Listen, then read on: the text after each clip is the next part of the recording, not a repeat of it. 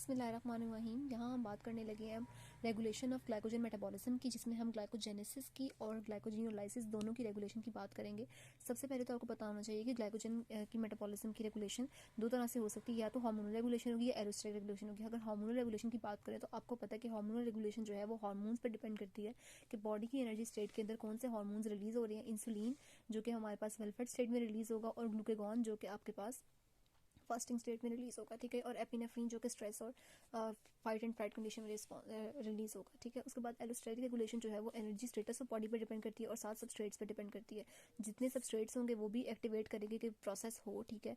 और इसी तरीके से अगर एनर्जी स्टेटस और बॉडी हाई है तब भी प्रोसेस को किसी ना किसी तरीके से रेगुलेट करेगा। सबसे पहले हम हार्मोनल रेगुलेशन की बात करेंगे। देखिए जी, अगर आपके पास सबसे पहले हार्मोन अगर बाइंड करता है ग्लूकागॉन या एपिनेफ्रीन, ठीक है, ग्लूकागॉन या एपिनेफ्रीन, तो वो क्या इंडिकेट कर रहा है कि इस वक्त जो है वो ब्लड के अंदर ग्लूकोज का लेवल कम है, आपको ग्लाइकोजन तोड़वाने की ज़रूरत है, ठीक है। ग्लाइकोजन तोड़वा कर ब्लड में रिलीज करने की ज़रूरत है, या फिर मसल जो है मसल को ग्लाइकोजन की ज़रूरत है तो वो मसल अपनी ग्लाइकोजन को तोड़वाएं। एक्सरसाइज की स्टेट में है, उनको ग्लूकोज की ज़रूरत है, एनर्जी की ज़रूरत है। तो ये सब कंडीशन जो है वो इंडिकेट कर रहा है। अब इसका हमें फाइनल इंपैक्ट क्या होना चाहिए, ग्लाइकोजन डिग्रेड हो, ठीक है, ग्लाइकोजन डिग्रेडेशन होना चाहिए। सबसे पहले क्या होगा कि एक GPCR रिसेप्टर है जो कि सर्पेंटाइन रिसेप्टर 7 पास रिसेप्टर है। ग्लाइकोजन ग्लूकागॉन या एपिनेफ्रिन का मॉलिक्यूल इस पर आकर एक्टिव बाइंड करेगा और ये यहाँ पर इसके साथ जी प्रोटीन अटैच होगा। जी प्रोटीन का सारा फिनोमिना आप लोग पहले पढ़ चुके हैं, उसके डिटेल में नहीं जाएंगे। यहाँ होगा क्या, ये जो ये रिसेप्टर है ना, इसका जो जी प्रोटीन है ना, ये आगे जाके एडिनिलाइल साइक्लेज को एक्टिवेट करवाएगा। जब ये एडिनिलाइल साइक्लेज को एक्टिवेट करवाएगा ना, ये जी प्रोटीन का अल्फा सब यूनिट, ठीक है। तो एडिनिलाइल साइक्लेज ने क्या काम करना है, एडिनिलाइल साइक्लेज जो है वो ATP को कन्वर्ट कर देगा साइक्लिक AMP में, ठीक है। एडिनिलाइल साइक्लेज ATP को साइक्लिक AMP में कन्वर्ट कर देगा। अब ये साइक्लिक AMP आगे क्या काम करेगा, साइक्लिक AMP जाएगा, ठीक है, और ये साइक्लिक AMP जाकर एक्टिवेट करेगा प्रोटीन काइनेज ए को, ठीक है। प्रोटीन काइनेज ए को जो अपनी इनएक्टिव फॉर्म में पड़ा हुआ था, ठीक है, प्रोटीन काइनेज ए जो कि अपनी इनएक्टिव फॉर्म में है, ठीक है, इनएक्टिव फॉर्म में पड़ा है, उसको ये एक्टिवेट करेगा, ठीक है, और उसको प्रोटीन काइनेज ए को अपनी एक्टिव फॉर्म में ले आएगा। ये अब एक्टिव हो गया, ठीक है। इसके अलावा मैं आपको अब अगर आप लिपिन कॉटन देखेंगे तो आपको दो एक चीज़ें देखने को मिलेंगी, वो ये कि उसने जो इनएक्टिव फॉर्म है ना उसको फॉर्म B से इंडिकेट किया हुआ है और एक्टिव फॉर्म को फॉर्म A से इंडिकेट किया हुआ है। ऐसे कोई रूल तो नहीं है, लेकिन बहरहाल उसने लिखा हुआ है तो आपके जहन में होना चाहिए कि वो कहते हैं B फॉर्म जो है वो जब भी एक्टिवेट होगी तो वो A फॉर्म में कन्वर्ट हो जाएगी एक्टिवेशन के नतीजे में, ठीक है। अच्छा खैर, यहाँ आ गए एडेनिलाइल साइक्लेज ने ATP को CAMP में कन्वर्ट किया, CAMP ने जाकर क्या किया, उसने प्रोटीन काइनेज A को उसकी एक्टिव फॉर्म में कन्वर्ट कर दिया, ठीक हो गया।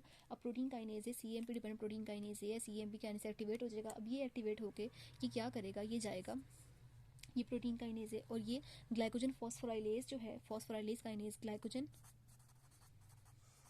बड़ा लंबा सा नाम है, ग्लाइकोजन फॉस्फोराइलेज काइनेज। प्लीज ये जहन में रखिएगा कि फॉस्फोराइलेज काइनेज है, ठीक है, it is not glycogen phosphorylase. ये फॉस्फोराइलेज काइनेज जो कि अपनी B फॉर्म में मौजूद था, B फॉर्म मतलब इनएक्टिव फॉर्म में, ये प्रोटीन काइनेज है जाके इसको कन्वर्ट करवा देगा इसकी A फॉर्म में, ठीक है, और इसको A फॉर्म में कन्वर्ट करवा देगा, यानी इसे एक्टिव करवा देगा, ठीक है। ग्लाइकोजन फॉस्फोराइलेज काइनेज को एक्टिव करवा देगा। अब जब ये एक्टिव होगा तो आपको क्या लगता है कि ये क्या करेगा, ये जाएगा ग्लाइकोजन के पास, ग्लाइकोजन फॉस्फोराइलेज के पास, ग्लाइकोजन फॉस्फोराइलेज के पास, ठीक है। ग्लाइकोजन फॉस्फोराइलेज भी अपनी इनएक्टिव फॉर्म में पड़ा था जो कि इसकी B फॉर्म थी, ठीक है, इनएक्टिव फॉर्म में पड़ा था। ये जाता है उसके पास, ठीक है, और उसको कन्वर्ट करवा देता है किसमें, उसकी एक्टिव फॉर्म में, ग्लाइकोजन फॉस्फोराइलेज को उसकी एक्टिव फॉर्म में यानी A फॉर्म में कन्वर्ट करवा देता है। अब ये ग्लाइकोजन फॉस्फोराइलेज का आगे क्या काम है कि इसने जाना है ग्लाइकोजन को कन्वर्ट करवाना है किसके अंदर, ग्लूकोज के अंदर। तो ग्लाइकोजन डिग्रेड होना शुरू हो गई जो हमारी पाथवे की नीड थी। अब आप सोचेंगे कि आखिर एक्टिवेशन सबकी कैसे हो रही है, तो देखिए सारी एक्टिवेशन फॉस्फोराइलेशन के थ्रू हो रही है। ग्लाइकोजन फॉस्फोराइलेज काइनेज को ATP ए ने आकर, प्रोटीन काइनेज ए ने आकर इसको फॉस्फोराइलेट किया था तो ये एक्टिवेट हुआ था। इस तरीके से इसने आगे जाकर ग्लाइकोजन फॉस्फोराइलेज को फॉस्फोराइलेट किया तो वो एक्टिवेट हुआ, और उसने आगे ग्लाइकोजन को फॉस्फोराइलेट करना शुरू किया और ग्लूकोज 6 1 फॉस्फेट की फॉर्म में ग्लूकोज को रिलीज करना शुरू किया, ठीक है। तो ये इस तरीके से इसकी सारी हार्मोनल रेगुलेशन हमने डिस्कस कर ली, ठीक है। अब दूसरी बात ये कि जब भी इंसुलिन आता है, अब हमने इसको डिस्कस कर लिया। अब देखें जब इंसुलिन आएगा, इंसुलिन का ये रिसेप्टर नहीं होता, टायरोसिन काइनेज रिसेप्टर होता है। यहाँ पे फर्ज करें इंसुलिन आ गया, इंसुलिन ने अब क्या करना है, पहली बात तो ये कि इंसुलिन जो है ना वो बड़ा जो है ना वो डाटा से एंजाइम क्या करेगा, वो कहेगा सबकी ऐसी तैसी जो फॉस्फोराइलेट हुए हैं मैं उनका सबका फॉस्फेट उतरवाऊंगा। तो वो आके सबसे पहले तो इस फसाद की जड़ CAMP को उतरवाएगा, खत्म करवाएगा। तो एक फॉस्फोडाइएस्ट्रेज एंजाइम होता है, ठीक है, फॉस्फोडाइएस्ट्रेज एंजाइम होता है। वो फॉस्फोडाइएस्ट्रेज एंजाइम जो है वो क्या करता है, PD से इंडिकेट कर रही हूँ मैं, फॉस्फोडाइएस्ट्रेज एंजाइम CAMP को कन्वर्ट करता है दोबारा AMP में, 5-AMP में इसे कन्वर्ट करना शुरू कर देता है, CAMP को 5-AMP में कन्वर्ट करना शुरू कर देता है, ठीक है। फॉस्फोडाइएस्ट्रेज एंजाइम इसको इसमें आकर कन्वर्ट करवाएगा तो इसके लेवल गिरना शुरू हो जाएंगे और ये सारा काम रुक जाएगा, ठीक है। फिर उसके बाद दूसरा काम क्या होगा कि इंसुलिन ने जब ये सारा काम करवा दिया तो जाहिर बात है आगे फॉस्फोराइलेशन सबकी रुक जाएगी। इसके बाद इंसुलिन आकर ना एक तो फॉस्फोडाइस्ट्रेज को एक्टिवेट करवाता है, दूसरा ये कि वो फॉस्फेटेज एंजाइम्स को एक्टिवेट करवाता है। ठीक है, अब उसने ऊपर से तो काम रोक दिया, लेकिन उसने जिनकी फॉस्फोराइलेशन हुई है उनके फॉस्फेट को भी तो रिमूव करना है। तो फॉस्फेटेजेस क्या होते हैं, इनकी फॉस्फेट से दुश्मनी होती है, ये जाके इस फॉस्फेट को तोड़ना शुरू कर देते हैं। ठीक है, जब ये फॉस्फेट टूटना शुरू कर देता है तो ये एंजाइम अपनी इनएक्टिव स्टेट में आ जाते हैं। जब इसका फॉस्फेट उतर जाएगा तो दोबारा इस इनएक्टिव स्टेट में चला जाएगा, जब इसका उतर जाएगा तो दोबारा इस इनएक्टिव स्टेट में चला जाएगा और ग्लाइकोजन को जो है वो ग्लूकोज से ग्लाइकोजन बनना शुरू हो जाएगी, ग्लाइकोजन डिग्रेडेशन रुक जाएगी। ठीक हो गया, तो इस तरीके से सारा काम हो गया इंसुलिन का, हमने इसकी भी रेगुलेशन डिस्कस कर ली। अब आगे हम देखेंगे, इसके साथ साथ आपने याद रखना है कि ग्लाइकोजन फॉस्फोराइलेज के साथ तो ये काम हो रहा है कि फॉस्फोराइलेशन से एक्टिव हो रहा है, ठीक है, अपनी ए फॉर्म में कन्वर्ट हो रहा है। लेकिन यही जो ग्लाइकोजन फॉस्फोराइलेज, ये जो प्रोटीन काइनेज ए है ना, ये क्या करता है कि सीएमपी डिपेंडेंट प्रोटीन काइनेज है, यहाँ से इस ग्लाइकोजन फॉस्फोराइलेज काइनेज को फॉस्फोराइलेट करवाता है और यहाँ पे ये आता है और ग्लाइकोजन सिंथेज जो खामोशी से पड़ा हुआ था, ठीक है, और वो चुप करके ग्लूकोज बनवा रहा था, ठीक है, उसको वो अपनी उसको कन्वर्ट करवा देता है उसकी फॉस्फोराइलेटेड फॉर्म में। ठीक है, ग्लाइकोजन सिंथेज को भी फॉस्फोराइलेट करवा देता है। जब ये फॉस्फोराइलेट होता है ना तो ये इनएक्टिव हो जाता है। ठीक है, ये क्या हो जाता है, ये इनएक्टिव हो जाता है। अब ये जब इनएक्टिव हो जाएगा तो ग्लूकोज से ग्लाइकोजन नहीं बनेगी।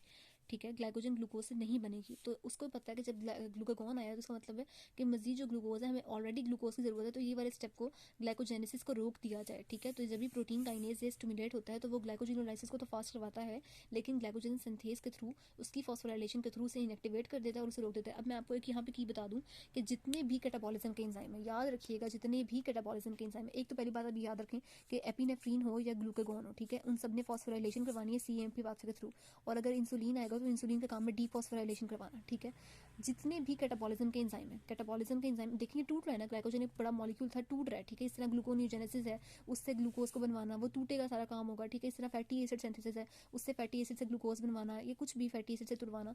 तो उसमें क्या है, जो भी कैटाबॉलिज्म के एंजाइम है, जब भी आप उनकी फॉस्फोराइलेशन करेंगे, ठीक है, तो वो एक्टिवेट हो जाएंगे।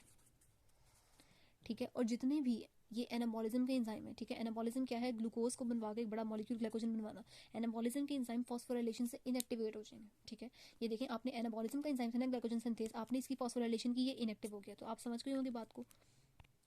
एक और जो है वो फजूल सी बात करता है, वो कहता है कि जो फॉस्फोराइलेटेड स्टेट है, जब ग्लूकागॉन आया, इसने फॉस्फोराइलेशन वगैरह करवा दी तो इनको मेंटेन करा जाता है। अब उसने कहा था कि फॉस्फेटेजेस होते हैं प्रोटीन के, जो सेल है ना उसके अंदर प्रोटीन फॉस्फेटेजेस होते हैं। ठीक है, जो मैंने आपको कहा था कि इंसुलिन को एक्टिवेट करती है और ये सारा काम करते हैं, जब ग्लूकागॉन आता है ना तो वो इनको इनएक्टिवेट कर देता है। इनके इनहिबिटर्स होते हैं जो कि सीएएमपी से ही स्टिमुलेट होते हैं, सीएएमपी इनके इनहिबिटर्स को स्टिमुलेट करता है और वो इनहिबिटर्स जो है इनके इनहिबिटर्स को स्टिमुलेट करते हैं और वो इनहिबिटर्स आकर इनको इनएक्टिवेट कर देते हैं, और जब ये इनएक्टिवेट हो जाते हैं तो फिर ये इसको नहीं तुड़वाते, और जब इंसुलिन आता है तो ये दोबारा एक्टिवेट हो जाते हैं। ठीक है, तो ये एक और बात जो एडिशनल लिपिनकॉर्ड में लिखी हुई, तो मैंने कहा मैं आपको बता दूँ। अब मैंने आपसे हार्मोनल रेगुलेशन डिस्कस कर लिया, इंसुलिन के थ्रू भी ग्लूकागॉन के थ्रू भी। आई होप सो कि आपको समझ आ गई होगी, कोई इतनी मुश्किल बात नहीं है।